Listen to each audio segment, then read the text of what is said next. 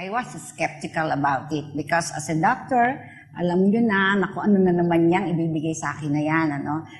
Sabi ng aking kaibigan, you try it. Doktor sa amin, sa dentist sa aming clinic, sabi, comadre, you try it. Sabi, kasi nakahusay sa akin, nakagaling sa akin. Sabi ko, nako, ayoko niyan. So, nisnab ko yun ng Romero, no?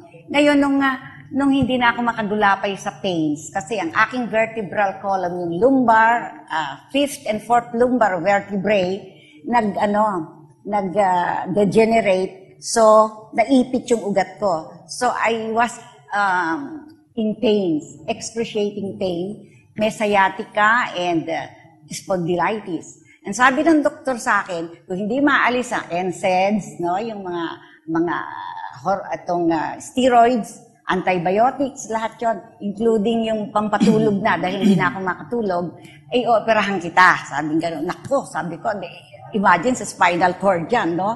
Baka ako hindi na lalo, maparalyze na ako. And with the 8 operations I had, I'm a survivor, cancer survivor, breast cancer and uterine cancer. At marami akong sakit. May diabetes ako at meron akong hypertension na 3-drug therapy, no?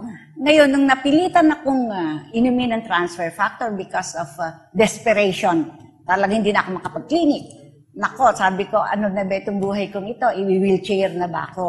So, noong inumin ko, siyam agad. Dahil ang binigay sa akin, siyam ang instruction, take 3 capsules in the morning in an empty stomach, sa tanghali at sa gabi. Out of desperation nga, sabi nila, walang overdose kasi milk naman yan, colostrum yan. Ininom ko lahat. And then I wrote a letter, sabi ko, Dear June, yung aking asawa, ang ininom ko transfer factor. Sisihin mo ang for life kasi kung ano man ang mangyayari sa akin. So, but the next day, nakabangon ako, still with pain, pero nabawasan. And I was able to go down from the 3rd floor where I have my house, and then pumunta ako sa clinic. Dati nakaganyan ako para akong laging isang position lang.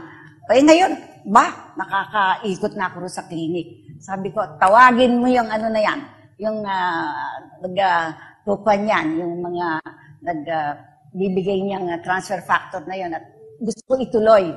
So, I took it since then, Romero, mega dose, tapos sumunod, ni-reduce ko ang dose. Ngayon, 1 capsule na lang in the morning, in the evening. Talaga pala, ang immune system ko lumakas. Yung lahat naman kasi ng condition sa katawan natin na meron talagang inflammation, talagang magaling siya. Talagang, pati diabetes ko na-control, pati hypertension ko na-control, 110/70, tapos ang aking is only 8.